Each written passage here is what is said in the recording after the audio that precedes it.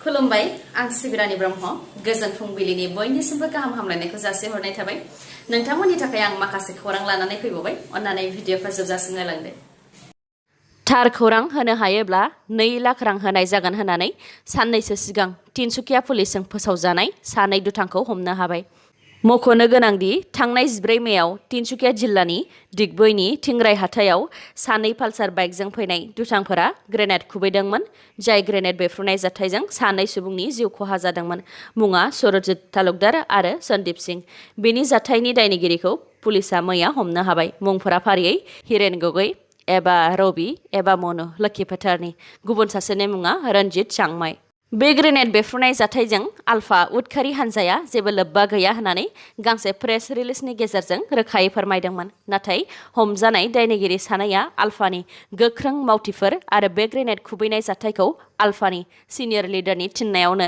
मावदों होननानै सिमान लादों दुथां सानैया ग्रेनेड बेफ्रुनाय जाथाय जाखांनायनि उनाव आल्फानि उदखारि हान्जाया 15 मेनिफ्राय दान मोनथामनि थाखाय हाथियार दोनथ'नाय खौरांखौबो फोसावदोंमोन हाथियार दोनथ'नायनि जाहोनखौ बिथांमोनहा बुंथिदोंमोन दि COVID-19नि थासारि आरो आसाम पुलिसनि माखासे दुथांफोरा आल्फाफोरखौ बदनाम खालामनो नाजादों जायनि थाखाय हाथियार दोनथ'नो थांखि लादों होननानै नाथाय आल्फाया ग्रेनेड बेफ्रुनायजों सोमोन्दो गैया होनदोंमोनब्लाबो बिथांमोननि मावथिया ग्रेनेड बेफ्रुहोनायाव हमजाबाय बेनि सायाव Assam special DGP KV Singh बिथाङा टुइटारनि गेजेरजों बुंथिदों दि मोनफ्रोमबो नंखाय सल' एबा स्ट'रिखौ फोरमाननि गेजेरजों नंखाय होननानै हमनो हायो मख'नो गोनांदि थांनाय माखासे सप्ता सिगांबो ONGCनिफ्राय साथाम मावथिखौ आल्फाया लांखादोंमोन साथामनि मादाव सानैखौ रैखाथि बिफाना अपारेशन खालामनानै आल्फानि आखाइनिफ्राय रैखा खालामनो हादोंमोन आरो सासेया थाबोदोंमोन मुङा रितुल सैकिया बिथांखौबो आल्फाया गावसोरजों गैया होननानै बुंथिदोंमोन बेराफारसेथिं डक्टर हेमन्त बिश्व शर्माया लांखारजानाय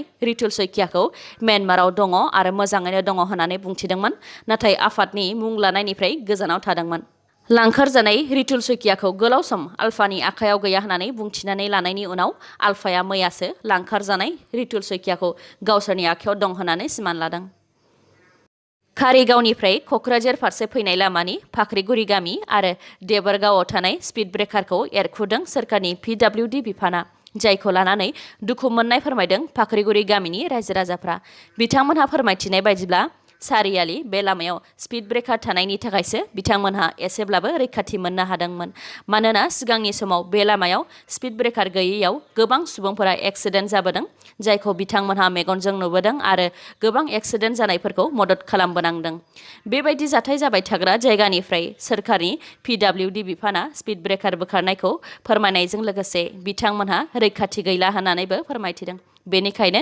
गोख्रैयै स्पीड ब्रेकारखौ लुफिननानै होनो थाखाय खावलायदों बिथांमोनहा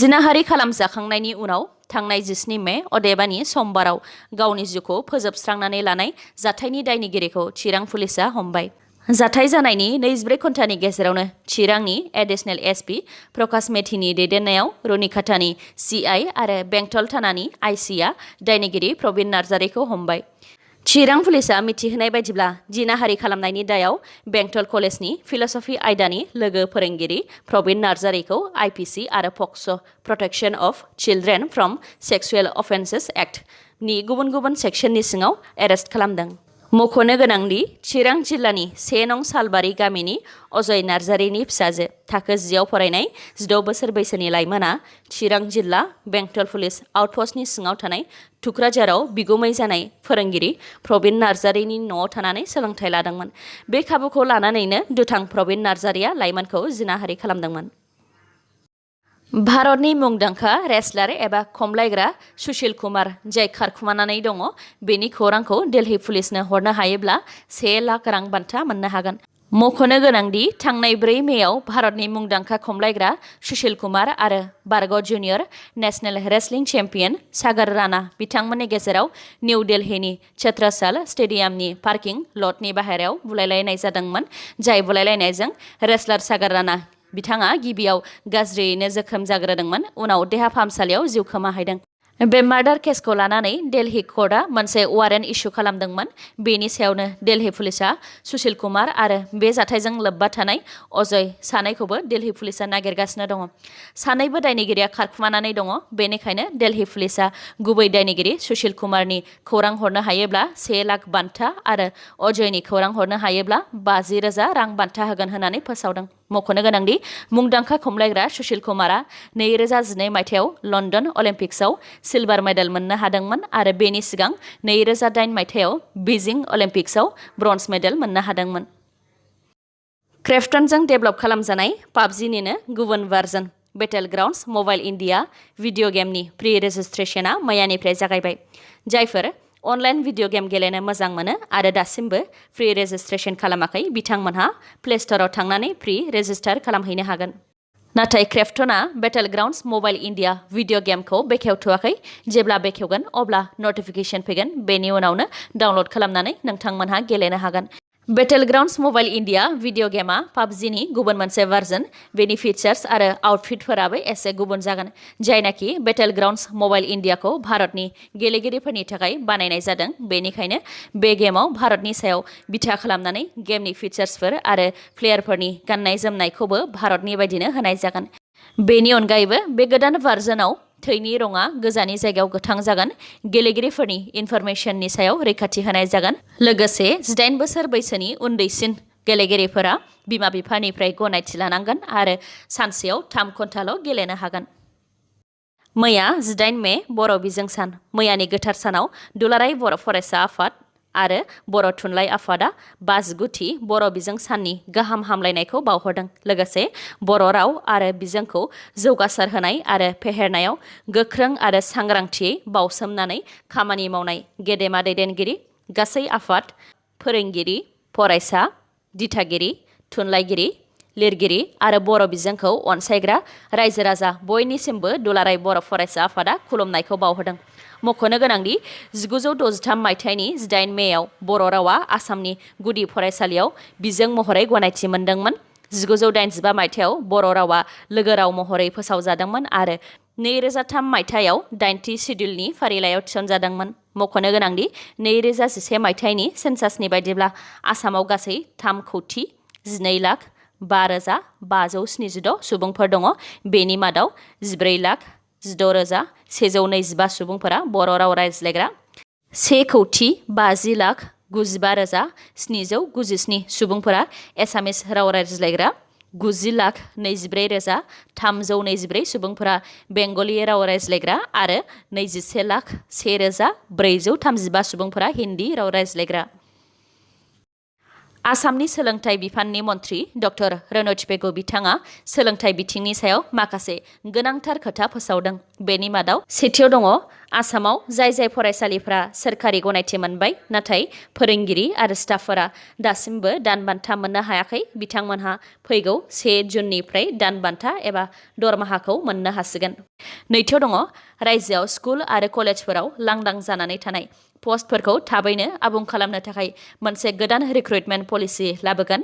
बे गोदान रिक्रुटमेन्ट पलिसिनि गेजेरजों बांसिनै हायार सेकेन्डारि फरायसालिफोराव फोरोंगिरि थिसननाय जागोन। मानोना नांगौबायदि फोरोंगिरि गैयैनि थाखाय फरायसाफोरा नांगौबायदि मोजां सोलोंथाइ मोननो हायाखै। बेनि अनगायैबो बिथाङा बुंबावदों दि पलिटेकनिक आरो इन्जिनियारिं कलेजफोरावबो गोदान एपइन्टमेन्ट होनाय जायाखैमोन। बेनिखायनो बेफोर कलेजफोरावबो लांदां जानानै थानाय पस्टफोरखौ सुफुंनो थाखाय मोनसे रिक्रुटमेन्ट बर्ड दानो थांखि लादों होननानै। थामथियाव दङ जायफोर मोननो गोनां फरायसाफोरा दासिमबो स्कुटिखौ मोननो हायाखै बिथांमोनहा 15 जुननि गेजेराव स्कुटिखौ मोननो हागोन। ब्रैथियाव दङ थाखो 12आव फरायनाय फरायसाफोरनो बेसेन नाङै बिजाब होनो थाखाय फैगौ 7 नङाब्ला 10 साननि गेजेरावनो आलदा आलदा जिल्लाफोराव बिजाबफोरखौ दैथायहरनाय जागोन। आरब लैथोनिफ्राय बारनाय टौटि साइक्ल'ना गोख्रैनिफ्राय गोख्रैसिन जालांगासिनो दङ। जाहोनाव टौटि साइक्ल'नजों सुबुंनि जिउ गोमानाय आरो सम्पति खहा जानायफोरा रायजोफोराव बांलांगासिनो। टौटि साइक्ल'ना गिबियाव केरेलायाव गोहोम खोख्लैग्रोदोंमोन। बेनि उनाव कर्नाटक, महाराष्ट्र, गवा आरो दा गुजरातआव गोहोम खोख्लैदों। गोबां अखा आरो बारहुंखा बारनायनि जाहोनाव गुजरातआव दासिम सा 13 सुबुंनि जिउ खहा जाबाय होननानै गुजरातनि चिफ मिनिस्टार विजय रुपानी बिथाङा मिथिहोदों। लोगोसे सुबुंनि जिउ खहा जानायनि अनगायैबो 16,000नि बांसिन न' बांफोरा खहा जादों। 40,000नि बांसिन दंफां आरो 70,000नि बांसिन मोब्लिब खुन्थियाफोरा गुबुदों, जायजों गं 5,951 गामिफोराव मोब्लिब गैयै जादों होननानैबो मिथिहोदों बिथाङा। बेनि अनगायैबो मुम्बाइनि माखासे अइल फिल्डनि नावफोरा लैथोआव गोदोदोंमोन। उनाव इन्डियान नेभिनि जाहाज आरो हेलिकप्टारजों रेस्किउ अपारेशन खालामनायाव गासै सा 180खौ रैखा खालामनो हाबाय आरो सा 80आ गोमानानै दङ। दिपुनि धनसिरि मार्डार केसआव सानै दुथांफोरखौ आसाम पुलिसा एरेस्ट खालामबाय। मुंफोरा फारियै मानजानि फ्रान्सिस इंटी आरो गुबुन सासेया दिपुनि वाइसं टेरेन। पुलिसफोरा बिसोरनिफ्राय बुथारनायाव बाहायनाय पिस्तलखौबो हमनो हाबाय। मख'नो गोनांदि बे जाथाया 15 मेआव कार्बि आंलंनि दिपु धनसिरि लामायाव जादोंमोन। बाइकजों फैबाय थानाय फालांगिरि देबजित सिन्हाखौ दुथांफोरा लाखिनानै गुलि गावनानै बुथारदोंमोन। बिथां देबजित सिन्हानि बाइकआव सासे आइजोबो जिरायफादोंमोन। आइजोआ फोरमायनाय बायदियैनो गुलि गावनानै बुथारग्रा दुथां सानैखौ पुलिसा हमनो हाबाय। आसामाव मैया सानसेयाव 90,251 सुबुंनि देहायाव कभिड-19 टेस्ट खालामनाय जादोंमोन। बेनि मादाव 5,835 सुबुंनि देहायाव कभिड-19 पजिटिभ मोननाय जादों आरो मैया सानसेयाव कभिड-19 बेरामिजों सा 73 सुबुंनि जिउ खहा जादों। दिनैनि भिडिअ'आ एसेनोसै। गाबोन आरो गोदान भिडिअ'जों लोगो मोनफिनबावगोन। नोंथाङा दासिमबो आंनि चेनेलखौ साबस्क्राइब खालामाखैबा अन्नानै साबस्क्राइब खालामदो, लोगोसे लाइक, कमेन्ट आरो शेयार खालामनो दाबाव। गोजोन्थों।